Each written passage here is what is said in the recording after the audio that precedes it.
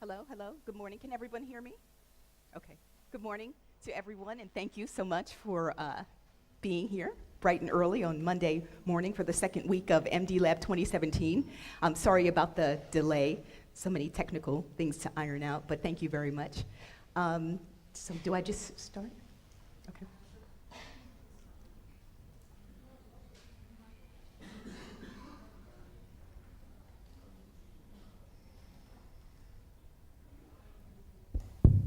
Here we go. صباح الخير، سوري تأخرنا عليكم، كان في شوية technical difficulties. حابة اليوم رحب ب Dr. Jane Cabbage. Dr. Jane is assistant professor at Bowie State University in the Department of Communication.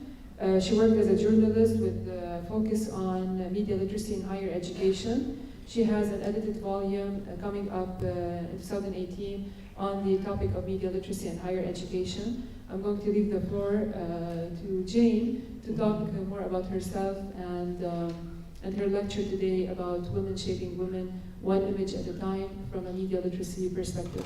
Thank you. Yes, thank you so much, Luna.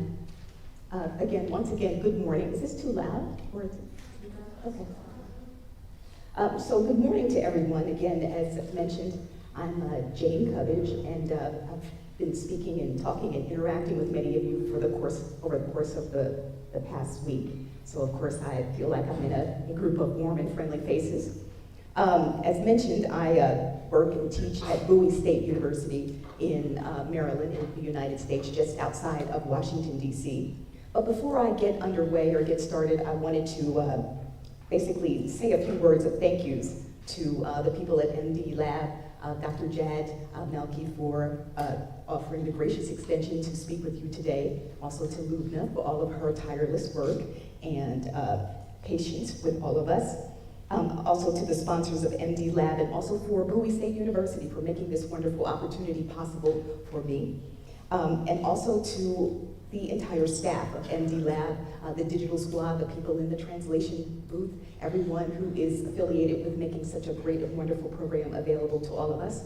Just a wonderful word of thank you. I have to catch myself because I do speak pretty fast, so I'm going to consciously slow down so that I'm getting like a thumbs up from the people upstairs to be slower and more deliberate in my speaking. It's a habit. Even my students tell me that I'm a very fast speaker. So I like to think that I speak fast because I think fast. It's kind of the way my brain works. So I apologize, and I will deliberately slow myself down when I'm speaking so that everyone may be able to clearly understand. Again, thank you to all of you, the participants, all the staff, working so hard and making us all feel so welcome and being so organized. It's very, very great to be here. And to all of my fellow MDLAB 2017 participants, it has been a pleasure meeting and working with all of you, fellowshipping, going out on the various events and learning and experiencing this great city of Beirut and this fabulous nation of Lebanon. So again, thank you to everyone. Just thank you, thank you, thank you from the bottom of my heart. Let's see, before I begin, I also wanted to just make a quick comment about how I feel as an instructor, like this is a bit of poetic justice, working on all of the assignments. I am the professor who basically says to my students, no excuses, get your work in. I don't care if the dog or the cat ate your homework. I just need you to get your work in. And now I kind of understand the pain that they're going through when I've hardly sent them, made them do their assignments, and not gave a concern about their idiosyncrasies or various reasons why they may not be able to meet their assignments. So a bit of poetic justice. I felt like maybe I should be nicer to my students. I'll consider that going forward. Thank you. So I wanted to begin the presentation by starting off with a word of inspiration from Josephine Baker, the great entertainer from the 1920s. She basically said, "You are on the eve of a complete victory. You can't go wrong. The world is behind you." So think of that for just a moment. Just ponder, if you will. That's right, I saw some people taking the slides.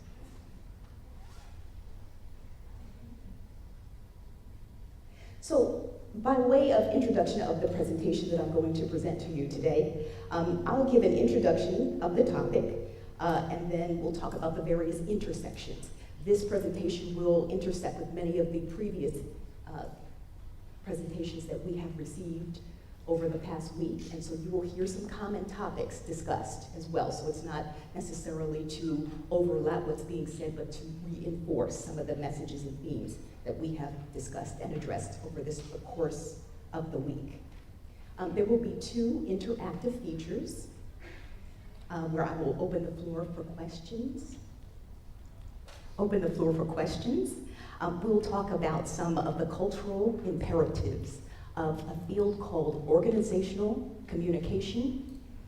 And then we will talk about 2 terms, one called ascribe versus avow. And then we'll talk about the differences, and I will ask you to think about the ways in which you have been ascribed to and ways in which you avow define yourself. We'll get more into that a little later. The primary focus of today's presentation will discuss and treat the concept of Black women in the United States and stereotypes that occur in the media.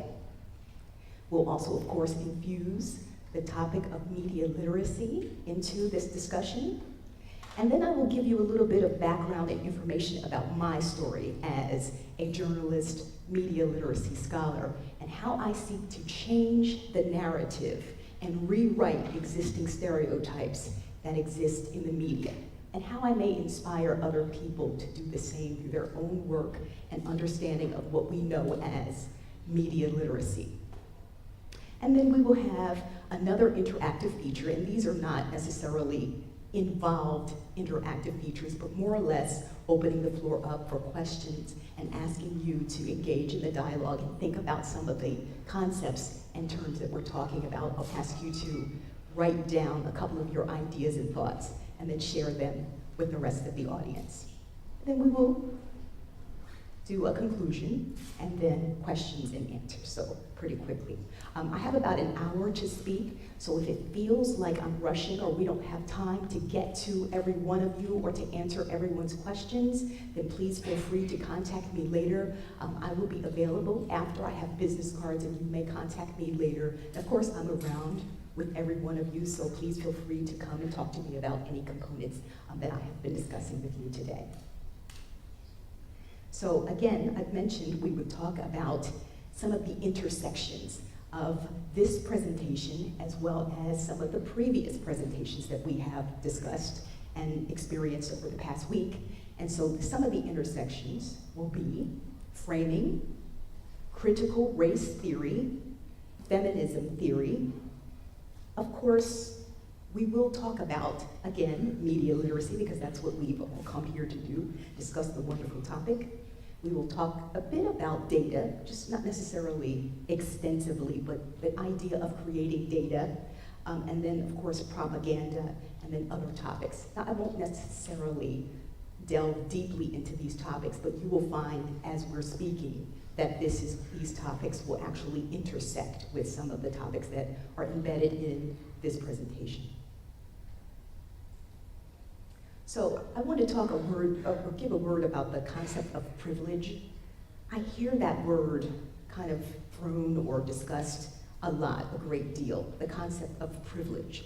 People say, I have a privilege, and academically, it is a construct of the concept or the theory called critical race theory.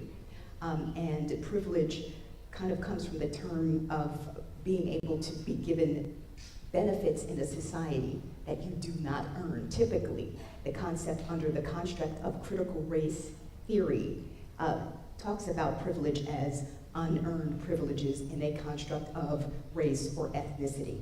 Also, when you hear the term kind of microaggression or triggers, things that people understand or sort of need as sort of a warning about offensive topics, those are the kinds of things that we talk about. But I want to switch the concept of privilege at this point and talk about how privilege can be turned around and used to benefit the greater group of people or greater humanity. As I mentioned, it is a privilege to be here speaking with you today. And I think that privileges can be turned around and made into benefits or rights for other people in general. And so, for instance, it is a privilege to be here, all of us participating in MDLAB 2017, and ultimately we want to extend that privilege to other people so that they may enjoy this great conference. But a question, when you think about this in a rhetorical sense, sort of, I won't ask you to answer it directly, but just think about it, reflect about it for a moment or two, and think about the ways in which you find yourself privileged and the ways in which you can or may extend that privilege to other people so that your privileges can become a right for other people. Again, the right to understand and know more about, learn more about the concept of media literacy. A privilege. We want to ensure that it becomes a right for other people. It's just something to kind of reflect on as we get underway. Now, as mentioned before, I teach organizational communication to graduate students at Bowie State University in Maryland. And I teach as part of a program, a course on intercultural communication. Intercultural communication meaning the mixture of cultures. And one of the core concepts or core imperatives of the concept of intercultural communication is the discussion of the ways in which we are different, yet the same. So as we know, we all have our differences between each other. And then when you think about it, when you look at things from a deeper level, in reality, we have some of the same experiences, some of the same commonalities. And that is a way in which you can bridge the gap between cultures. We tend to focus on our differences when in reality, the imperative of intercultural communication suggests that we focus upon the ways in which we are the same. And intercultural communication, they offer 4 key premises under which we can all sort of use as a rallying point. We all love children, find them to be near and dear to our hearts. We feel in most cultures that children are sort of a gift and that they are a sign that tomorrow is worth living. Today and tomorrow are worth living, and so we draw near to children. We also rally around or find commonality through food and cuisine. The other day we made a stop at KFC, and so we were all sitting at KFC, and I recall thinking, yes, KFC is very, very good in the United States, very favored, and then here you have it here.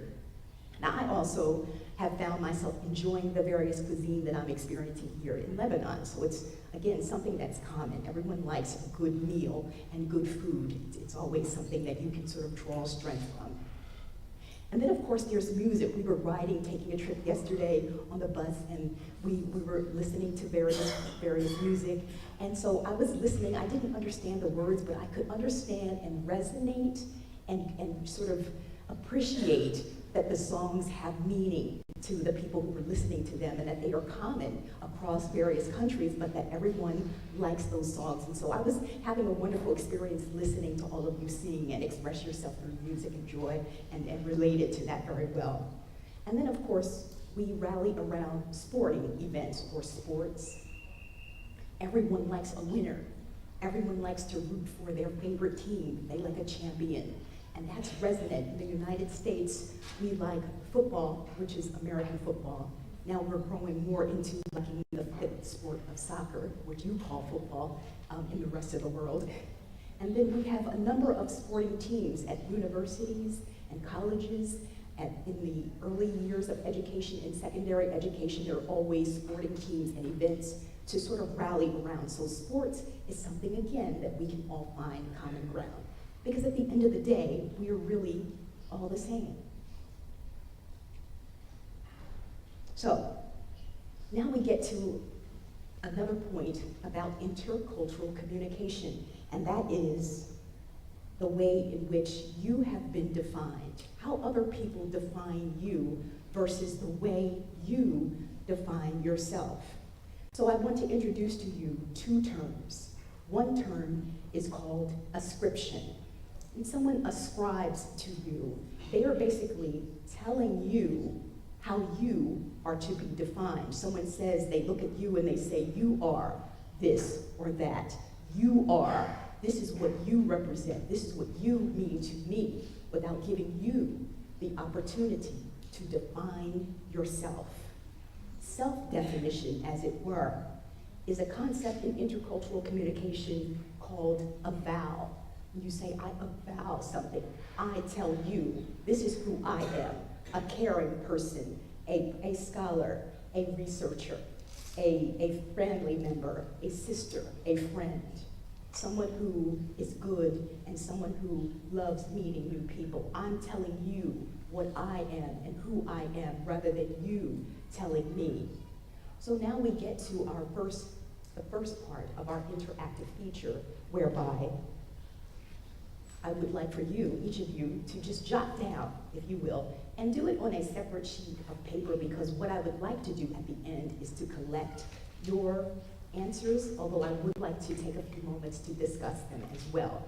Give me, if you will, two ways in which people have ascribed to you a definition, a label, told you what you were, rather than allowing you to define those terms for yourself. Two ways, just two. There may be many, but we'll talk about two. And then, below that, write two ways in which you self-define, the way you define yourself. Who are you?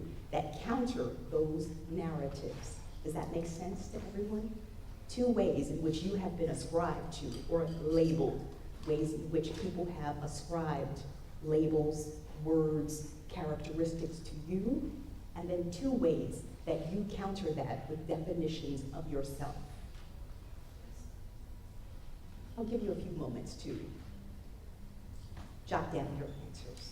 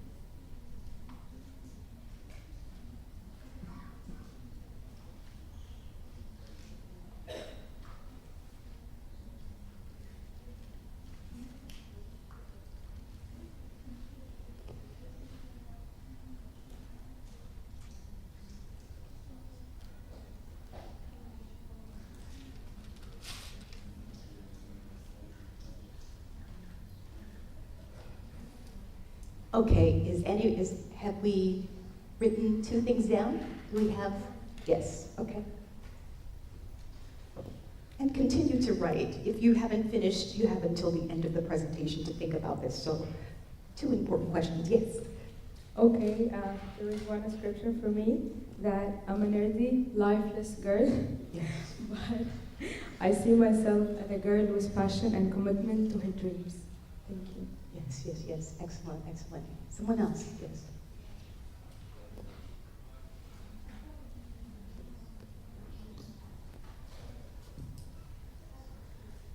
People always tell me, how can you be a journalist even though you don't talk too much?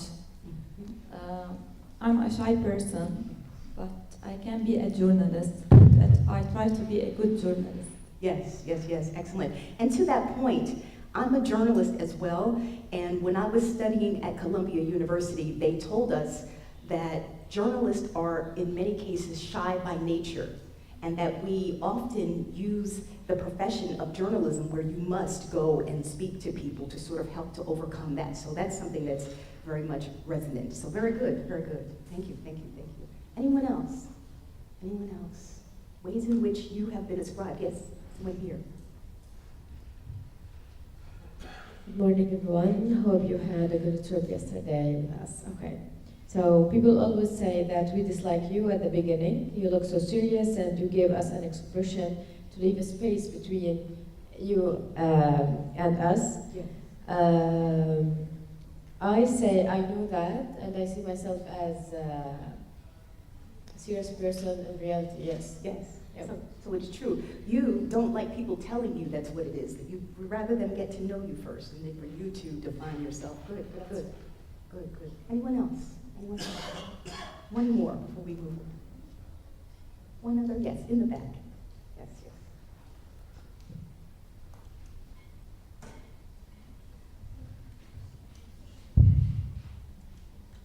يعرفون عني أحيانا أنا وسيم من دمشق من جماعتنا أو من نوفينا.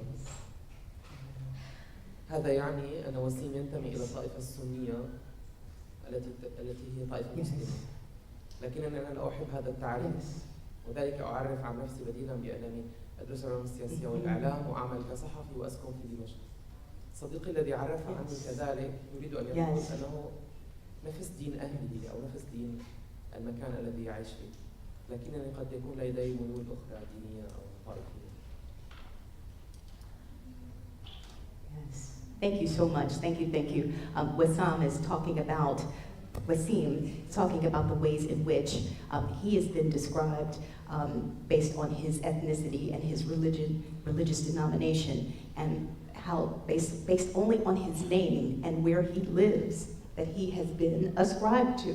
And again, this is a very disturbing process. We do it all of the time. We label one another rather than sort of getting into the process of getting to know one another, connecting with each other, and then allowing other people to tell us about themselves rather than telling other people about themselves. So thank you so much for all of your responses. Again, if you did not respond, I would like to take down all of your responses by collecting your papers at the end of this presentation, and then sort of maybe posting some of them on Facebook or something. It's just maybe your first name, so it's not private, so people don't know or have more personal information. Just another way to share your answers. But thank you all very much, very much.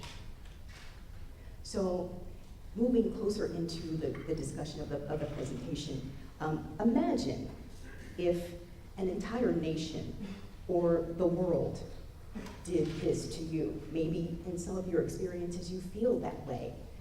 If you live in a society whereby you are ascribed to more than you have the opportunity to avow and tell other people about yourself, rather than allowing you to define yourself. This is the characteristic of many African American or Black women in the media in the United States. But despite what people have to say in the media about African American women or other, what we call women of color in the United States, the Black woman has what's called an illustrious history, a vast and wide history, a diverse history, a joyful history, and yes, in some cases, a painful history. And those themes were there with us when we came to the United States, and they are here with us today. We are, like any other people, complicated, dimensional people with multiple layers, multiple concerns, multiple facets. There is just no one way to see all of us. And what we are fighting for here is the opportunity to be known and to be seen as we truly are.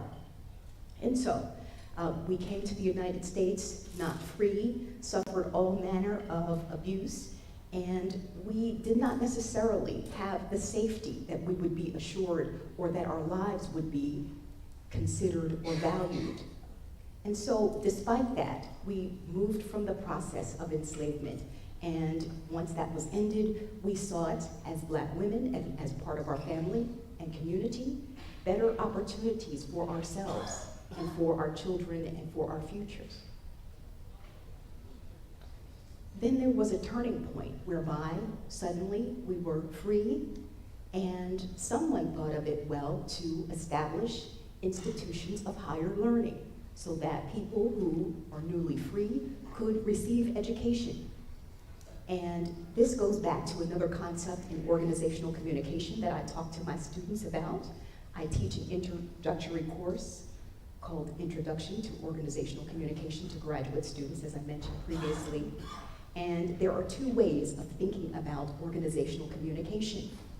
One way is what's called the conventional approach, or the informational view.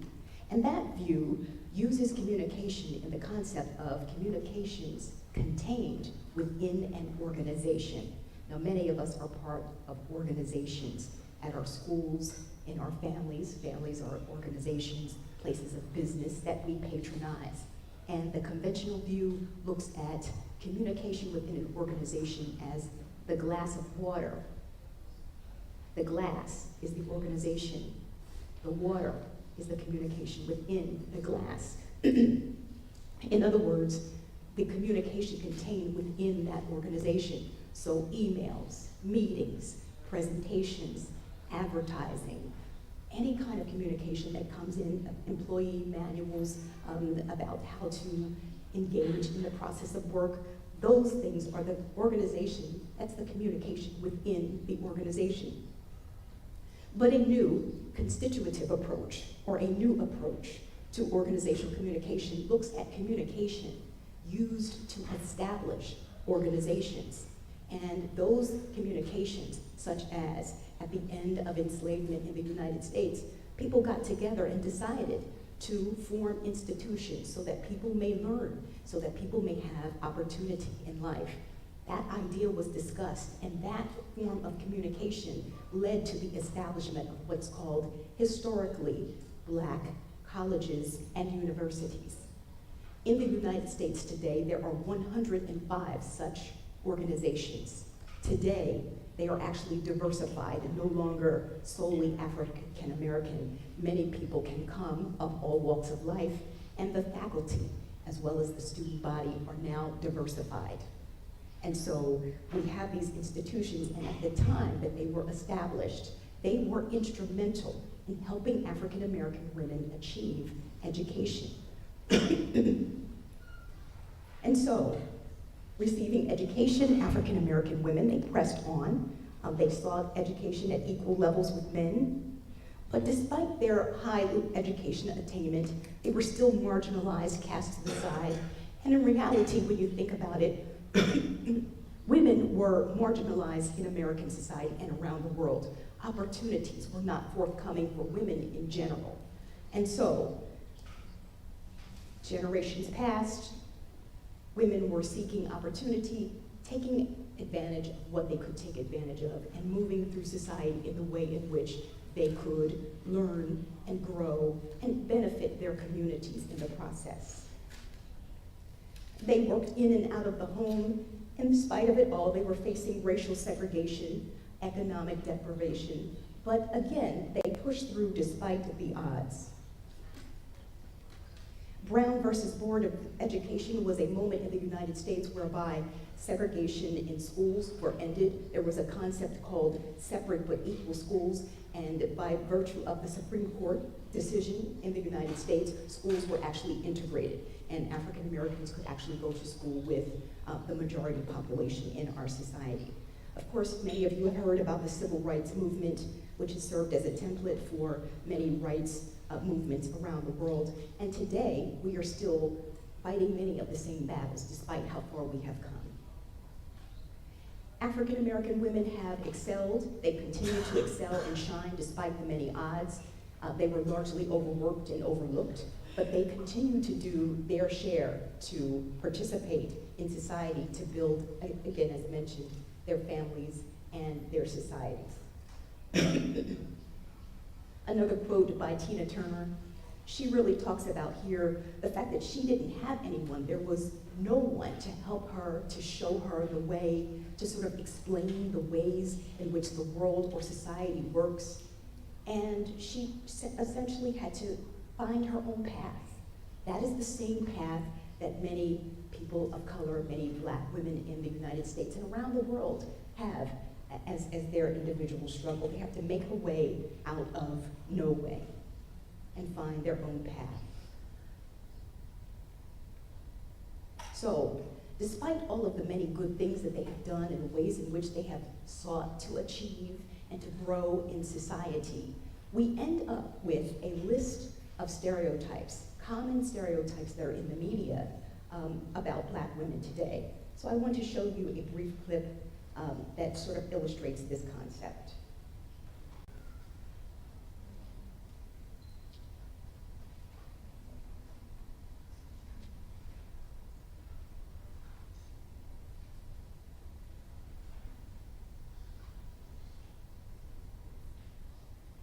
Sorry about the delay.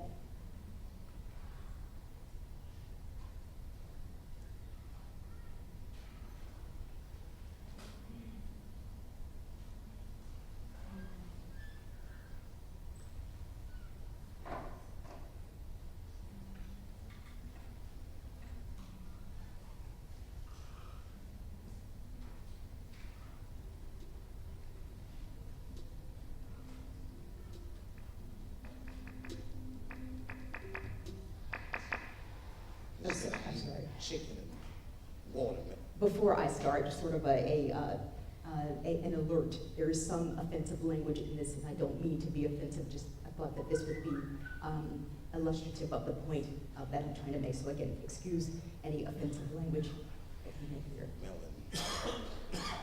They think that that's something wrong with me. Let me tell you something. If you don't like chicken or watermelon, something's wrong with you, motherfucker. There's something wrong with you.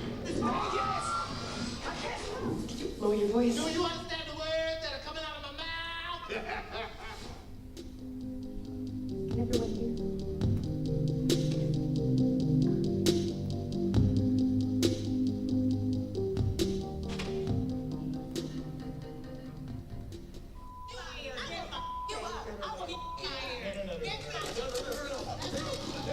Check to you wordplay. The hand and valet the keys to the Mercedes.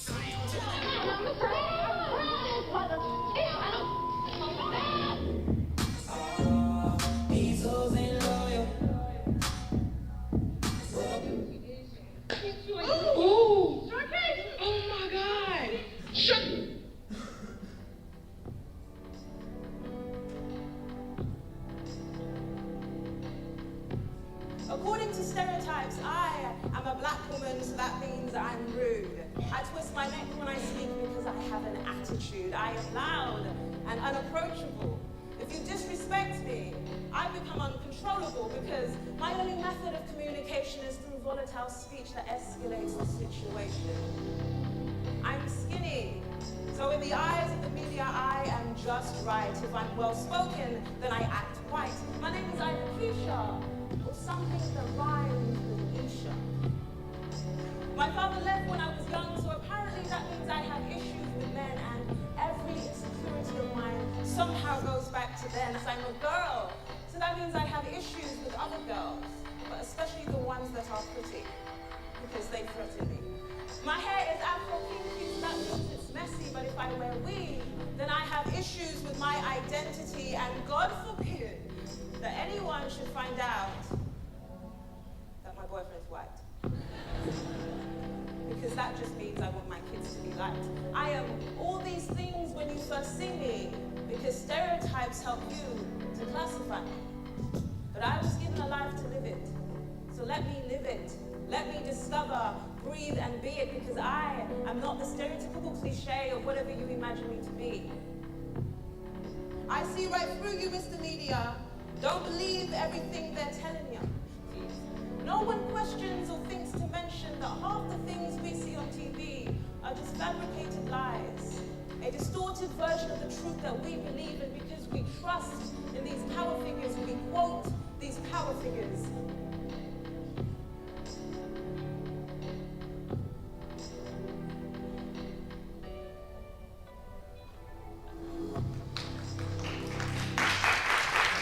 Thank you very much. Thank you.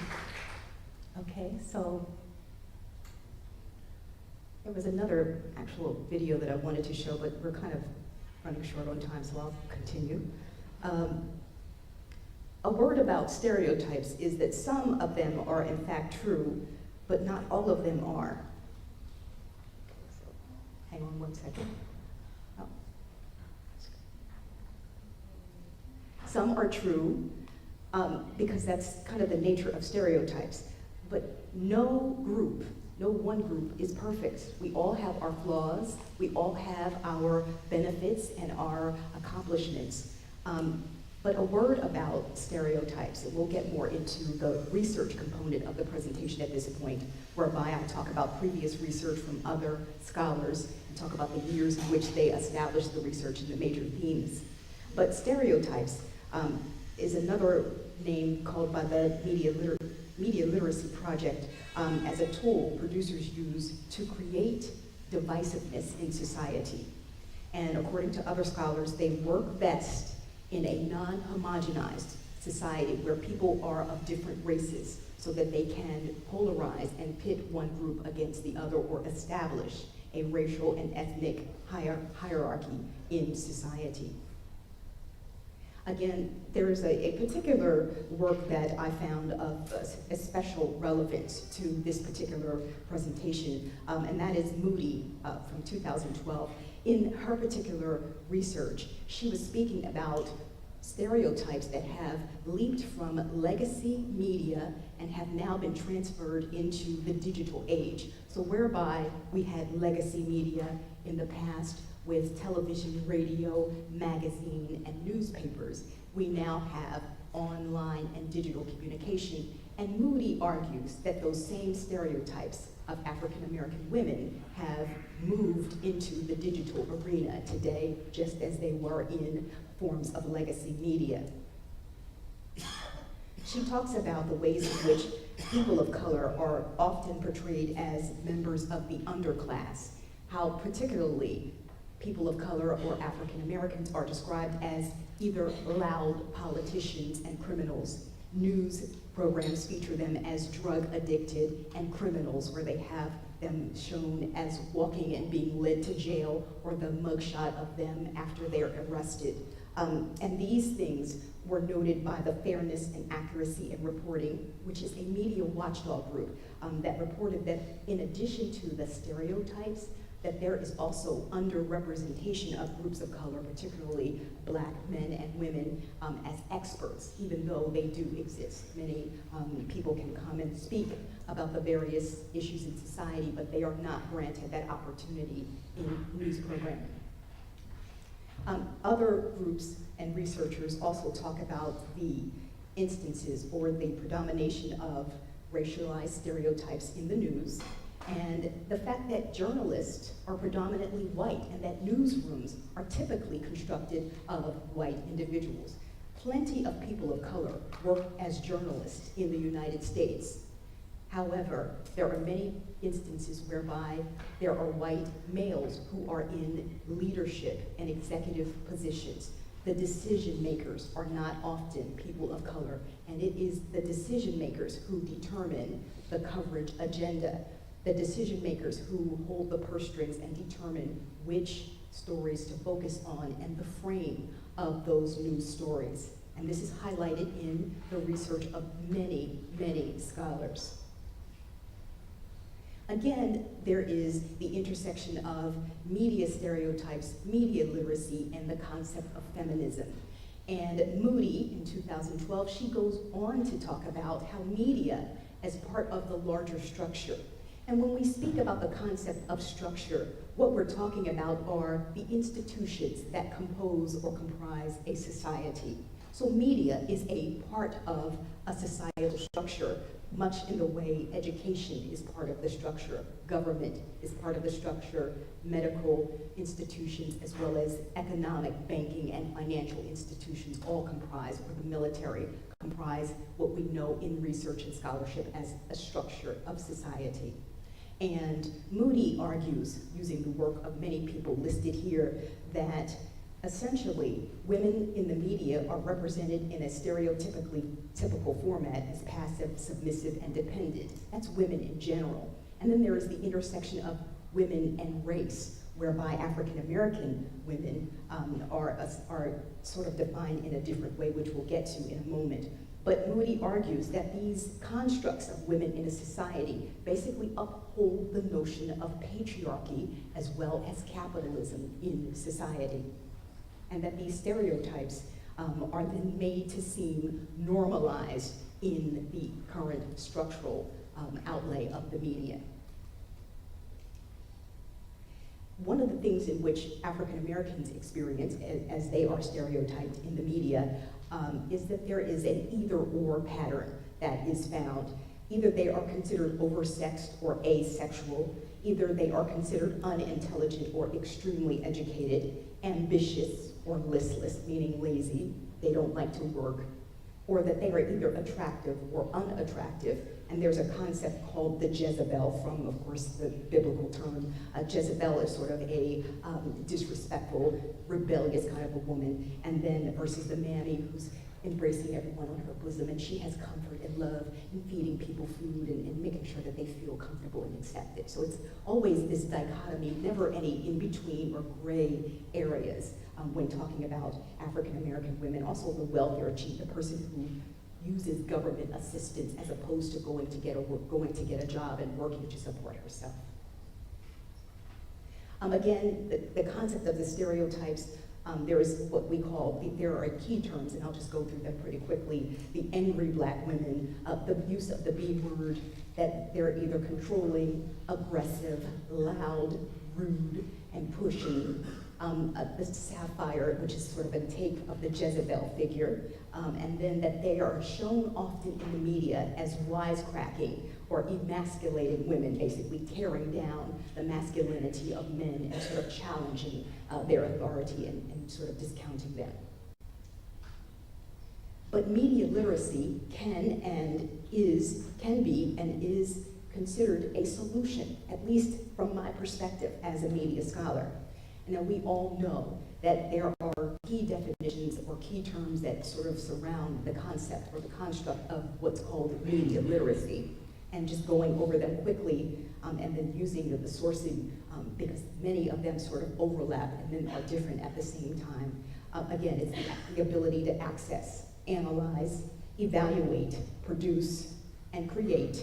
And then finally, what I consider to be one of the primary components of media literacy is the ability to act upon what you learn about. It's one thing to learn about something, but I always like to talk to my students and say, what are you going to do about what you've learned? How will you make a difference? In what way will you make a difference? And put a pin in that thought because we will get to that again in another moment.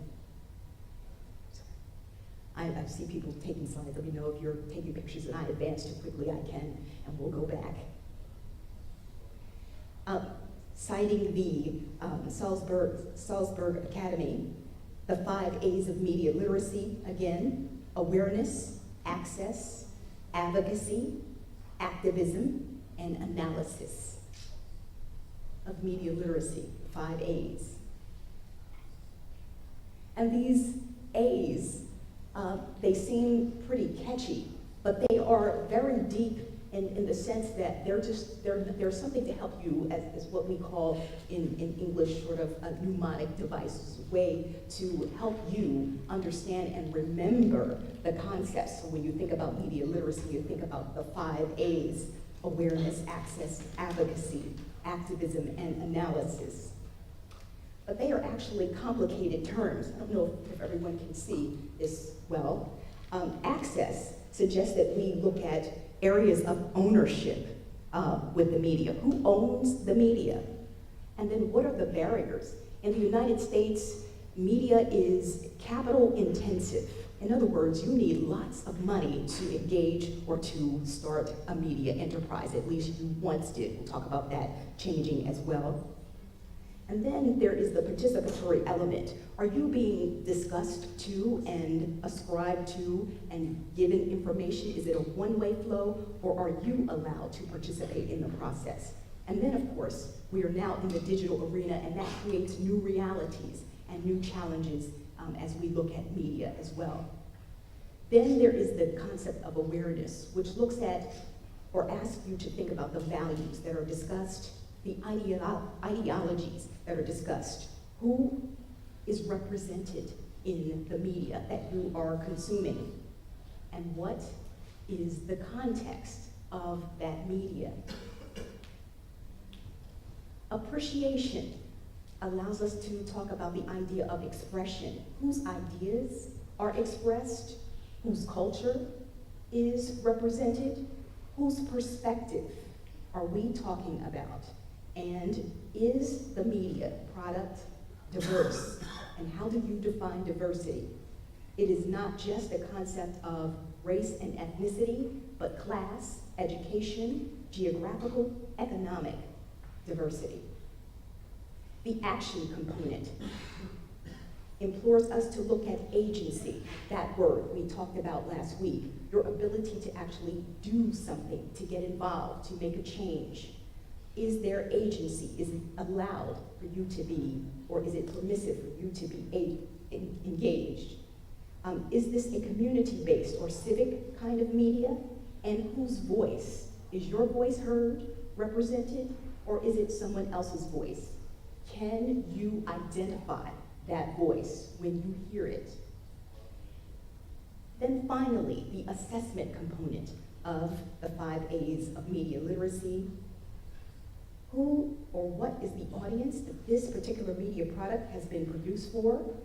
What are the sources? Have they been confirmed? Are they valid sources? Are they accurate sources? And finally, what is the purpose of this particular media? These are the concepts that the 5 A's of media literacy ask you to think about and to consider. Again, just a smattering of information about media literacy, many of the definitions. This one comes from the National Association of Media Literacy Education in the United States, also known as NOMLE. And again, they have come up with the access, analyze, evaluate, create, and act. And essentially they say, in its simplest terms, media literacy builds upon the foundation of traditional literacy and offers new forms of reading and writing. Media literacy empowers people to become critical thinkers and makers, effective communicators, and active, emphasis on active citizens. Again, critical media literacy, there's a concept called critical media literacy. A set of scholars talked about critical media literacy challenging the status quo and the powers. They say that looking at media as non-problematic and transparent, meaning everything is okay with the media as it is. They're not doing anything wrong. They may be doing good things, but there is still the imperative to consider challenging some of the things that we don't find acceptable in the outlay of media productions. Finally, they say that all media messages are influenced by the subjectivity and biases of those who create the message, as well as the social context within which the process occurs. So media is not happening in a vacuum. And just as we all have individual ideas, when we go to produce media, we are basically engaging in a process that has embedded bias. And it's just something that we all should be aware of when we consume media. Now, media literacy from my personal perspective, I learned about media literacy when teaching a course as part of a graduate program at James Madison University in the United States. I also incorporated the concept of media literacy in my dissertation. My dissertation, ironically, myself being a journalist, focused on the concept of news satisfaction levels among African Americans. Under the premise that the news contains so many stereotypes, I polled roughly 100 people. I was not as ambitious as I could have been, given it was my dissertation, and they said to me, the best dissertation is a done dissertation. And so I polled about 100 people using a convenient sample, emailing and using surveys online to ask what people thought about the news. And as it turns out, people were not satisfied with the news at all. And my advisor suggested that I incorporate the concept of media literacy. People know that they don't like some aspects of the media, but they may not be sure or clear about what to do about it. And that's when I started to become more interested in the concept of media literacy. So again, I began publishing on the topic, and I enrolled in a graduate certificate program where I'm still learning. One researcher, I think it's Potter, who said that there is no such thing as a media literacy pinnacle. No Mount Everest, the tallest peak in the world, where I get to climb and say, now I'm media literate. Because media literacy is an ongoing process as media continues to change and evolve. Today, social media, new media, online, digital technology is all the rage. If we fast forward 20 years, will it be the same? As such, we will need to continue to strengthen our media literacy muscle and grow as media literacy consumers and media literacy scholars and educators. It's just imperative, and media producers as well. So I joined organizations like NAMLI, the National Association of Media Literacy Education, and then I'm also editing a volume coming up in 2018 about media literacy in higher education.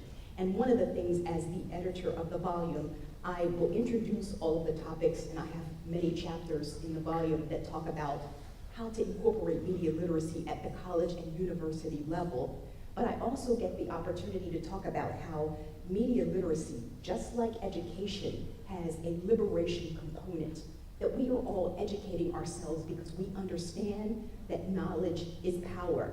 And the more we know, the more empowered that we can become. So I'm sort of using both topics to sort of intersect the ways in which we can further empower ourselves through this important topic. But as mentioned, I'm still growing and learning, and I have a long way to go. And I also engaged in the process of learning about media literacy because I simply wanted to help people who were like myself and other people around the world to talk about the stories that were not covered. As a researcher and a scholar, I felt that this was important to talk about further, and I wanted to help other women like myself, as well as young girls who are coming up, who are impressionists, who are being impressed by some of these negative images, and to help them identify those who identify with these challenges. Okay, so I have one more video that I would like to show to you.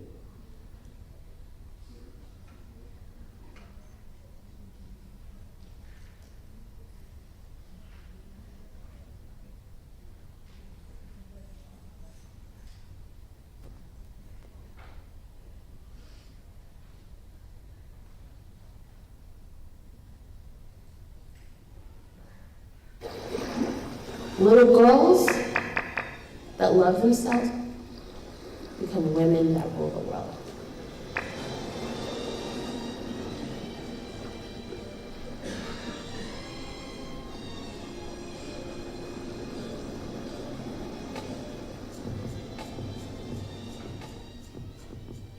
I'm from Tulare, California, very small town. We're a farming community.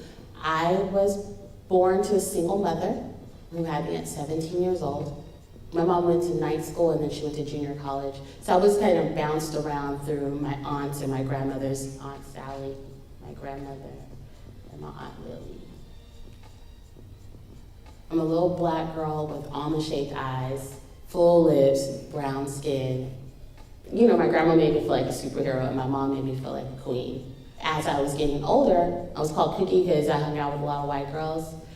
And I didn't understand, I just knew that those were my white friends, so I was affected by that. And my journals were always like, I just want to fit in. I wasn't in your definition of what black girl was. I was definitely trying to find my black identity in a town where I didn't know. The poor representation of black women throughout history has shaped the way society views them. It is not often that you see black women portrayed outside of negative stereotype. From mammies to video vixens, black women are rarely given the opportunity to be multidimensional. Black Girl Magic is the hashtag that empowers black women and defies stereotypes by recognizing their intelligence, creativity, and beauty. It's black women leading all groups across race and gender, from college enrollment to voter turnout. They are the fastest growing segment of business owners among women. From sports to politics and entertainment to science, black women are reclaiming their image. You know, the world wasn't really nice to us visually. You know, we had to dig. We weren't represented well. I remember when I went natural, it was the first time I ever saw myself. This is how I really look. I started just to say I'm black and I'm beautiful, regardless of what you think of me. And if I love myself, you will love me too. Black girls, to me, needed a place to feel soft. They needed a place to see their reflection. You're just beautiful and you have emotions. I just wanted to paint that picture. And I decided, you know what, why don't I put everything that I have in my journals online? And I started basically telling a story.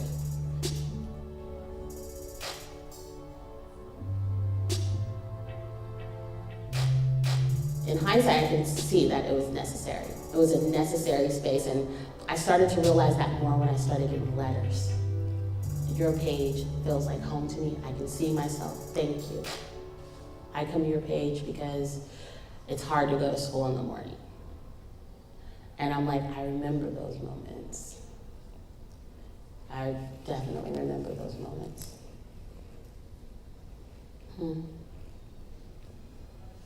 The letters are healing for me every day. Every day. Black women out there doing their thing, being the best at what you do. I have a platform, and I think I have a purpose to share these things.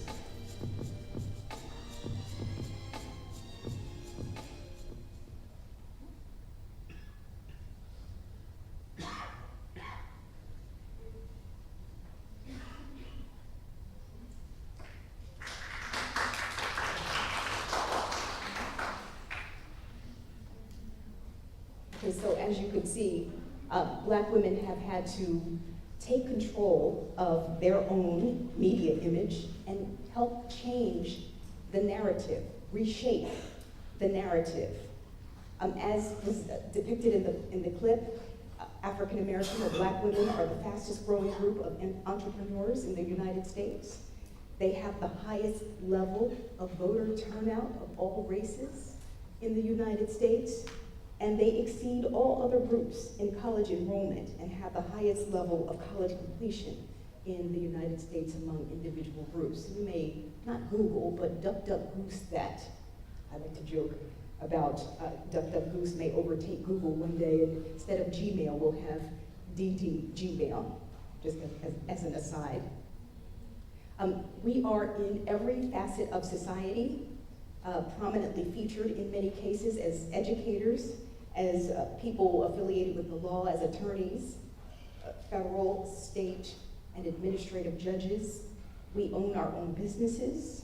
We represent in the sporting world many major sporting figures in the United States are not just African American men, but women as well. We are in medicine as doctors, nurses. We own our own practices as well as working in hospitals and serving the public. And we are in politics as mayors, members of Congress, state senators, and local politicians as city council members, as well as policymakers throughout the United States. In fact, the city which I come from or live in today has a black woman as the mayor. Her name is Muriel Bowser, and she is the mayor of the city of Washington, D.C. We think of the president, but the city actually has a mayor. She is not the first mayor of the city who is an African-American woman, and there are many other women who hold leadership in the political arena in the United States. Madam C.J. Walker is a figure. She is, I'm sorry, I'll go back. If you all were taking pictures of that.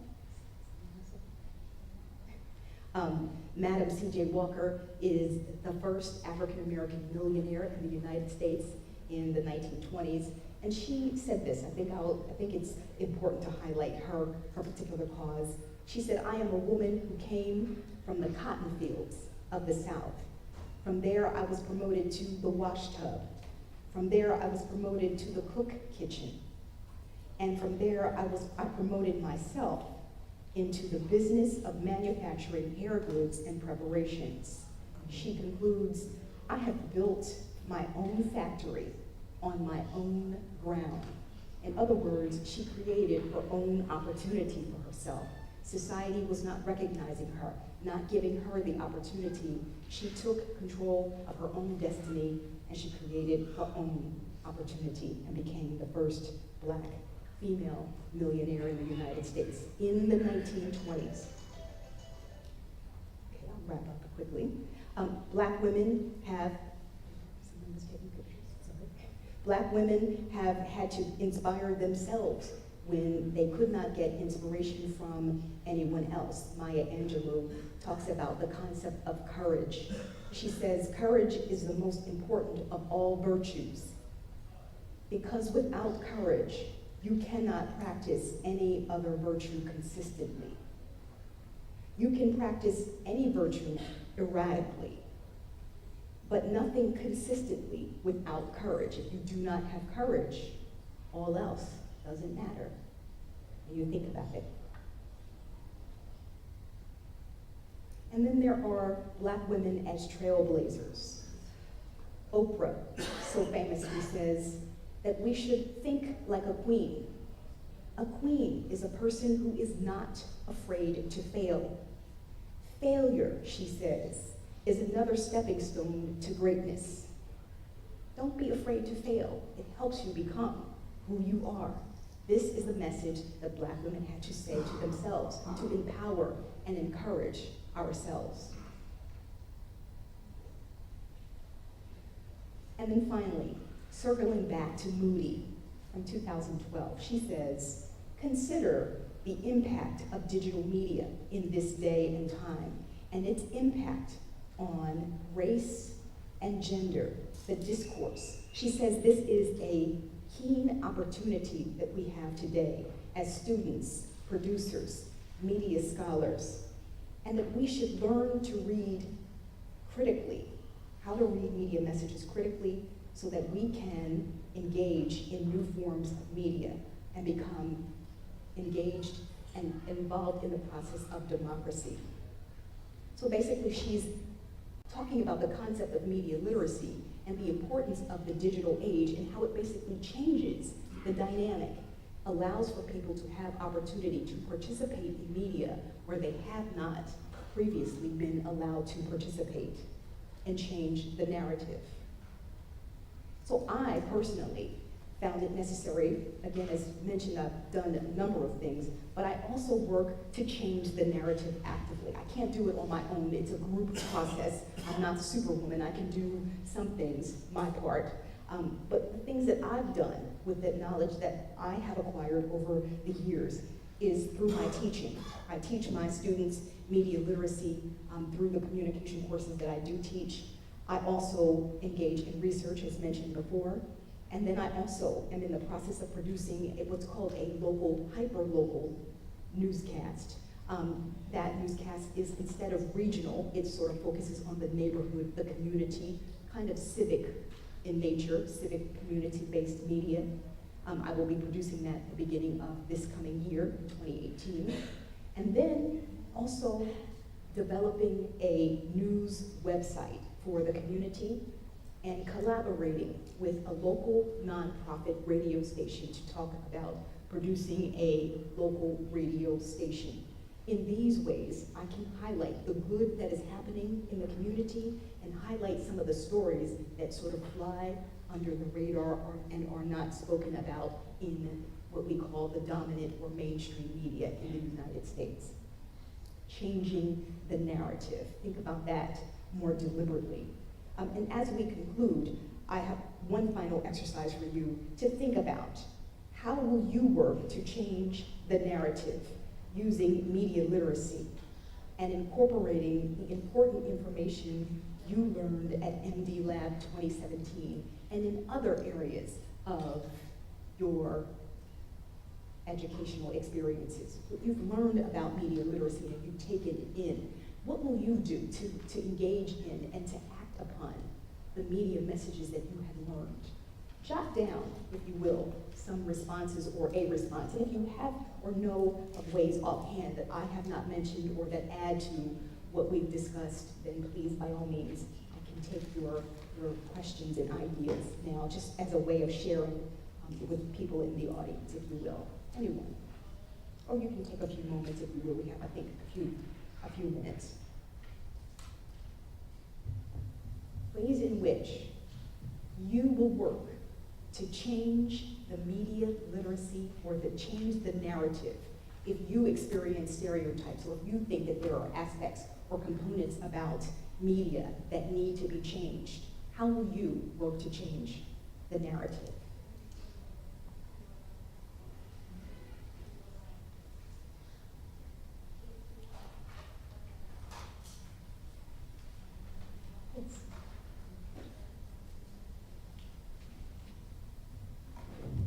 شكرا جزيلا.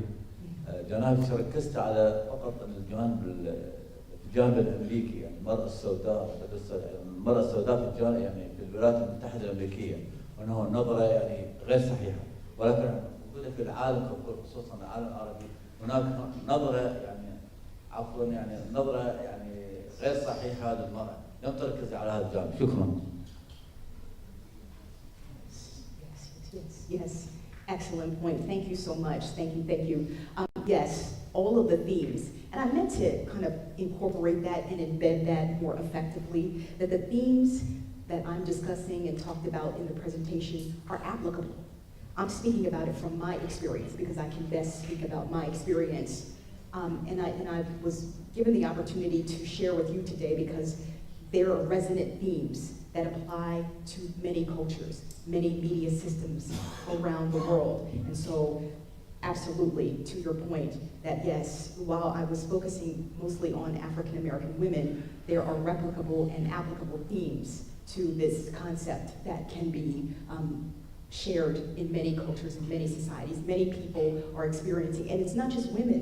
I talked about women, but it's not just, I don't necessarily mean to exclude people who are not women. It's applicable to everyone. This is a message that resonates, especially about empowering and acting upon media messages. And so I want to make that clear. I hope everyone was able to sort of get some kind of value from the presentation either way. Any ideas about how else you will work to change the narrative, your own narratives or narratives that you experience in the media? شكرا جزيلا للمحاضرة القيمة. تحدثت عن المجتمع السوري في الولايات المتحدة الأمريكية. كيف تواجهون أو ما هي الصعوبة الموجودة عندما نرى في الأفلام الهوليودية أن السود هم أحيانا هم اللي يمثلون هذه الشخصيات أو يكتبون أو يخرجون. كيف تواجهون الصعوبة هنا؟ أحيانا من أجل المال أو من أجل الفكاهة أو من أجل نشر الأفلام. كيف تواجهون هذه الصعوبة وأنتم يعني تواجهون هذه المشكلة؟ Good question. How does the African American community sort of work to overcome the many stereotypes in Hollywood and in the media in general?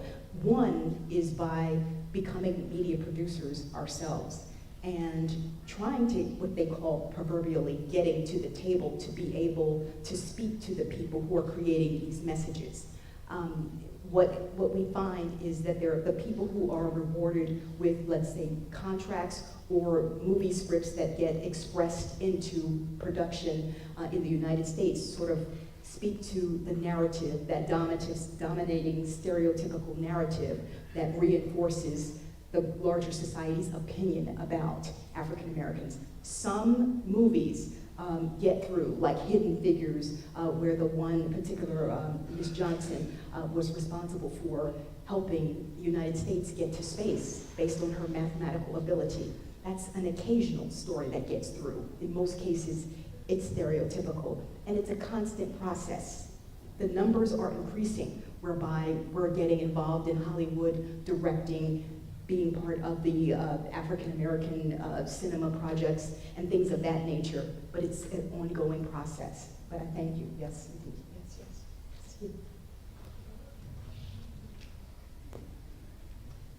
بداية شكرا على الطرح القيم. أتوقع من الكلام اللي تكلمتي فيه كان كله بيتحدث عن تغيير النمطية نحو المرأة. فبتوقع من جانب التربية الإعلامية المفروض أن نغير تحديد المرأة بالبيولوجيا أو نظرتها للجسد أو تكوينها البيولوجي انتقالا لأدوارها الوظيفية والثقافية. فبتوقع هذا الحل اللي ممكن نتجاوز فيه من جانب إعلامي. الأمر الآخر أنه ندعو للمساواة والعدالة بعيدا عن التماثل، إلا إذا كان في وجهة نظر أخرى من تعليقا منك يعني على موضوع التماثل والدعوة للمساواة والعدالة بعيدا عن التماثل. شكرا. Yes, indeed, indeed, indeed. Thank you so much. Focusing more on the similarities and the ways in which we can work together in the community, not just the mere biological function of women different than men completely. Thank you, thank you, thank you. Yes. شكرا جزيلا. أنا أدرس طلابي في اليمن وأعلمهم حين يذهبون لتغطيات إعلامية أو تناول قضايا المجتمع فإن عليهم أن ينتصروا للقيم وللمبادئ والمثل التي تتجاوز الانتماءات الجغرافية أو الطائفية أو حتى الدينية أو حتى على أساس النوع الاجتماعي. فالأساس في هذا هو حق الإنسان بشكل عام بشكل مجرد. الحق هو الحق والانتهاك هو الانتهاك بغض النظر عمن هو المنتهك وما هي ديانته. لأن لدينا في اليمن لدينا مسلمين ولدينا يهود ولدينا أيضا الآن يعني عملوا على توسيع الشرخ فيما بين مكونات المجتمع وظهرت لدينا الطائفية الدينية. فأركز دائما مع طلابي أننا يجب أن نبحث الانتهاك بغض النظر عن من هو المنتهك ومن هو المنتهك في حقه أو الذي تعرض لهذا الانتهاك. فهذه الأشياء التي أركز عليها دائما. وحتى أيضا فيما يتعلق بالمرأة نحرص دائما على أن نقول أن المرأة يجب أن تكون ممثلة في كل مجال من مجالات الحياة بوصفها إنسانا بغض النظر عن كونها ذكر أو أنثى. يجب أن تتقدم الصفوف ويجب أن تشارك بوصفها إنسان لا غير. Thank you very much. Very well said. I'd like to also dovetail off of your comment to say that justice denied for anyone around the world is justice denied to all of us. And so oftentimes we tend to be insular and focus on our own struggles and the things in which are oppressing us individually without thinking about the commonalities of oppression and negative imagery. And one way we can understand that is by looking at and empathizing with other people in other cultures. People in the United States have the sense of, oh, it's just us, we're only the ones who are being oppressed. Not at all. It's around the world in every community. There's someone whose rights are being violated, and it is our imperative to sort of consider that. So thank you very much. ممكن أنا أكون قبلك؟ أوكي. أول شيء شكرا على المحاضرة. ثاني شيء التجربة الأمريكية تختلف تماما عن التجربة العربية للمرأة. أنا مستفزة صراحة لأنه عمالي بحس الحكي مثالي زيادة عن اللزوم، وإذا أجينا نقرأ الواقع بنشوف أشياء مختلفة تماماً. وإذا بدي أحكي عن الواقع الفلسطيني اللي أنا عايشة فيه متواجدة فيه بشوف إنه هذا الحكي علشان أنا أغير الخطاب الإعلامي لما نتحدث عن المرأة بحاجة لجهود مش بس على المستوى الفردي. إذا أنا ككرمل بدي أرجع على البلد أعطي طلابي على سبيل المثال أو الناس أو حتى بالأشياء اللي أنا بعملها أشياء أنا بآمن فيها شو نسبة اللي راح يقتنعوا بكلامي. فعلشان هيك بشوف إنه في تقصير من كل الجهات على مستوى الحكومة من الجانب السياسي، المؤسسات الاجتماعية اللي من المفروض إنها تكون بتعمل على تمكين المرأة هي ورا الكواليس. وهذا الإشي أنا يعني انتبهت عليه ولاحظته من خلال ورشات العمل اللي كنت أشارك فيها، إنه هي ورا الكواليس شيء آخر. نقطة ثانية، إذا انتبهتوا بآخر كم شهر كان في مشكلة للفتيات السود ببريطانيا علشان شعرهم. فكان في مشكلة إنهم يدخلوهم على مدارس، بعض المدارس في بريطانيا بسبب الشكل اللي شعرهم هو طبيعته هيك. وكمان شغلة، في فيلم دوكيومنتري اسمه ميكس تايب بيحكي عن الثورة الأمريكية للسود في أمريكا، فكنت بتمنى لو اتليست ينعرض جزء منه. شكرا.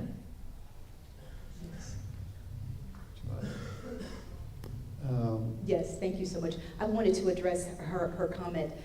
Very much I appreciate and resonate with what you're saying. It is very difficult to change systems and society. Me coming here and speaking and giving this presentation does not mean that you can go back and just challenge the government and say, make a change. It's very difficult. It is an ongoing process. It happens one person, one idea at a time, and the movement will swell. Remember that for African American women, we had to fight for everything. No one gave anything. There was not oh, now we'll be kind to black women.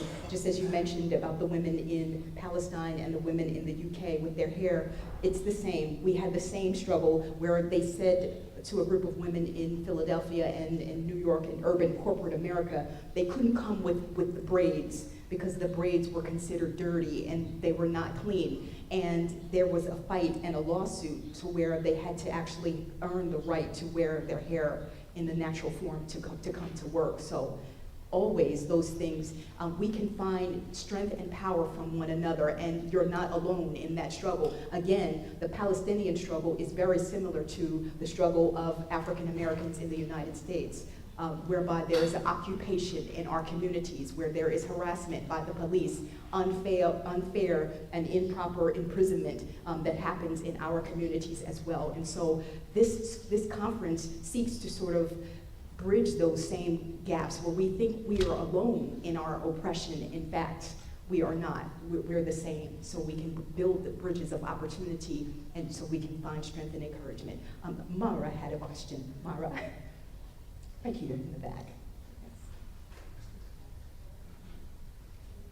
And I think one more question after her, and then we have to.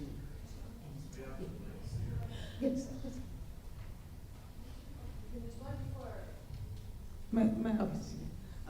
Actually, I agree with Carmen, and I was going to mention the same comment. But I agree that we have strong black women, and the biggest example is Michelle Obama, who is indeed very stronger than Obama himself. Yes, and she was more powerful than him. Indeed, indeed, indeed. Thank you, thank you. May I make my comment first? Yes, yes, yes. Thank you very much for the lecture. It's really striking and maybe shocking to hear about the issue of black people in the United States after these years of struggling for the rights of black people in the United States. And I think black people achieved a lot of things. And we thought in our world that equality is there, and there are no problems. Now, I have actually two questions. The first question is, it would be more, it would be better if you make a comparison about the image of white women and black women, because it might be the same image. I'm not sure. That needs to be researched, maybe quantitatively. The second question, we need, I think, to work more on linking your lecture to our problems in our countries. All the lecture, during the lecture, I was thinking, how can I take this research and solve all problems? Because you mentioned two problems, not only black people, but black and women. and that's dual issue. Thank you. Yes, thank you very much. Yeah, definitely. Any of people who are interested in researching and bridging, making those connections, please, I'm definitely happy to do so, to research, because this is how we expand this topic and help one another to understand and inspire each other. So I'm definitely receptive as a researcher to bridge the gap and to If I could make a comment, in my trip to the African American Museum, after we saw the stories of how the African were just taken there and so on, I started crying because it was like so touching and so on, like how a man would have to buy his wife and children, so they set them free. And then the people there started telling me, no, it's okay, they are better now. And I looked, and I cried more. I told them, no, they're not better because like it's discrimination in another type. So the problem maybe is not so totally, but just in another way. Yes, indeed. Yes, thank you so much. Thank you. Thank you, Jane, for a very interesting presentation. I also attended recently a presentation about African American radio history and the progression, the struggle that it took there. So I can see a lot of similarities between the African American communities and what's happening in the world concerning Arabs and Muslims and all of that. Now, in the money-making media machine, they feed on those stereotypes, whether it's African Americans, whether it's women, whatever it is. So how do we challenge that? And here I have to recall the Disney movie of Fiona, the first African American princess, and how I think not quite so positively received even by the American communities. So how do you reflect on that? Yes, that's a good question. Of course, we've talked a number of times about the concept of media as a business, not just in the United States, but around the world.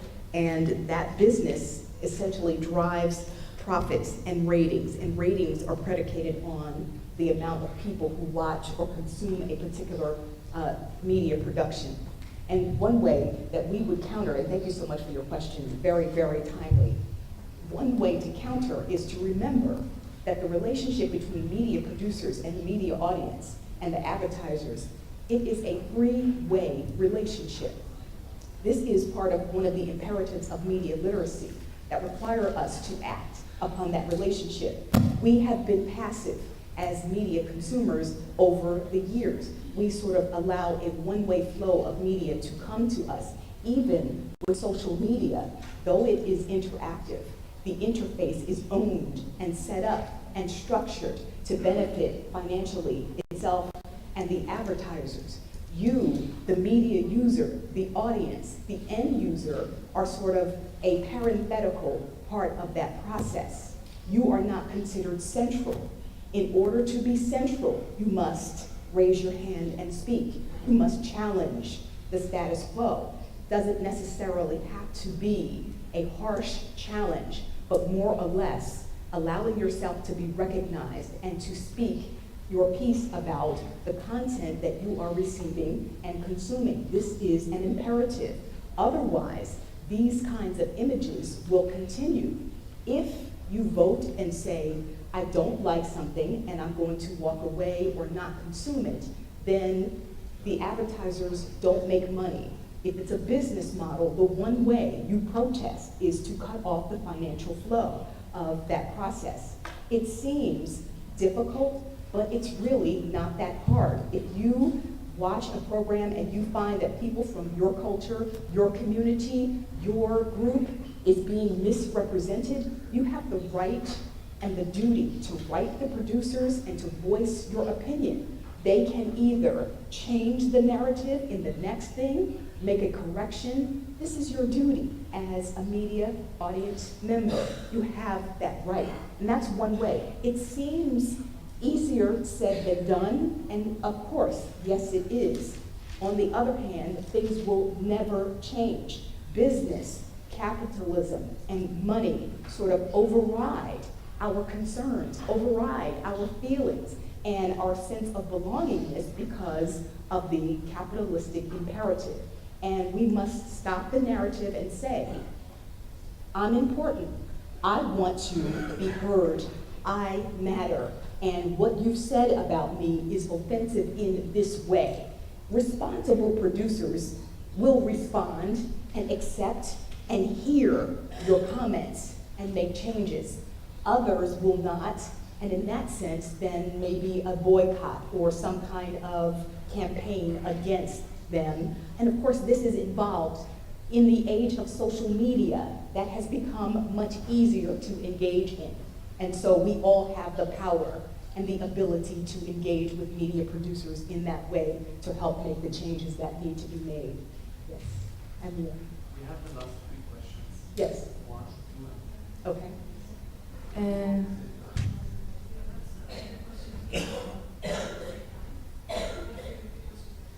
Sure. أوكي، يعطيكم العافية جميعا، صباح الخير للجميع. بدي أسأل سؤال عن مش المرأة، عن الفئة المضطهدة بالولايات المتحدة اللي هم الفئة السود. حابة أسأل شو الإشي اللي تغير بعد حكم أوباما والفترة اللي صارت بعد بين أوباما وبين ترامب؟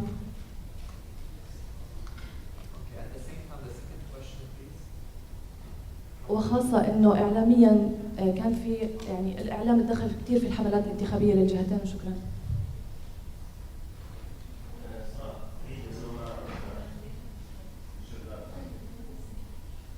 أرجع أعيد؟ أوكي. سؤالي هو إنه الفئة المضطهدة اللي هي من السود، شو الإشي اللي تغير؟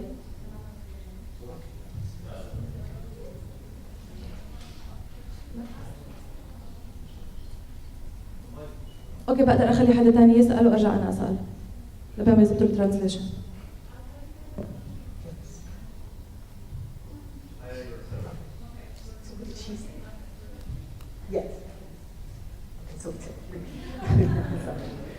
سؤال سريع، ايش اللي تغير بين حكم اوباما وترامب للسود، وكيف كان الاعلام يلعب دور كبير بالنسبه لصوره السود، خاصه يعني بالمجتمعات الثانيه غير المجتمع الامريكي؟ شكرا.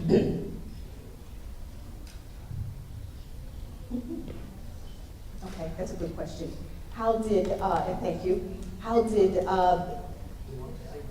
take them at the same time, okay. I don't have a question. Just wanted to thank you, Jane, for your training presentation. I think that all of us are now very excited to discuss more. I just wanted to say that while I was thinking how we can change and challenge these stereotypes in our societies, because I could say that I also come from a society where sometimes women are portrayed like just not the victims, but those one who are weak, and the men are those who have always the questions, always the answers, and the power. So I was thinking that we have to educate our men differently. And I recall a story from my school years. I have a very good friend, and she lost her father at a very young age. And she was always the stronger one. She repaired the fridge at home by her own. But that was always also the reason why some boys from our class were like making jokes of her, who you are to repair your fridge on your own. Are you really that strong? And maybe the fridge sucks after all because you cannot repair it. And once we went in our literature class, and our teacher was a male, and he kind of overheard the jokes they were talking about her. And then he made all of the boys who made those jokes stand up. And then he asked them one by one, can you repair a fridge on your own at home? And all of the answers were no. And then he said, okay, then shut up till you can. And I think that from now on, there were no jokes about her repairing the things on her own at home. So I think that I'm really proud that I have such friends. I'm really proud that I met so many strong women here. I'm so proud that there were women like you, women like you, Jane, who are so motivated, who are so brave to stand here and to talk about feminism. Because nowadays, when you say I'm a feminist, or I really want to advocate for the rights of the women, the things that we get from the men are, okay, you're not the only one, but what are you talking about? So keep being empowered and belief in your cause. I think that the change is coming, and the change will come. Thank you. I want to talk about being here. Being a woman and a mother. I guess there is a conflict between our rights and the nature of being a mother. We are under pressure. Men always say that, oh, I'm helping you, but it's not that you are helping, it's your duty to do some tasks. This is a big problem here and maybe in other countries. Another issue that being a mother and a working at the same time makes us sometimes feel guilty. We have to here is the importance of media literacy. They always picture women working, but they don't picture the other side of how to be able to work, how to be able to be a good mother, what are the pressures, what can men do.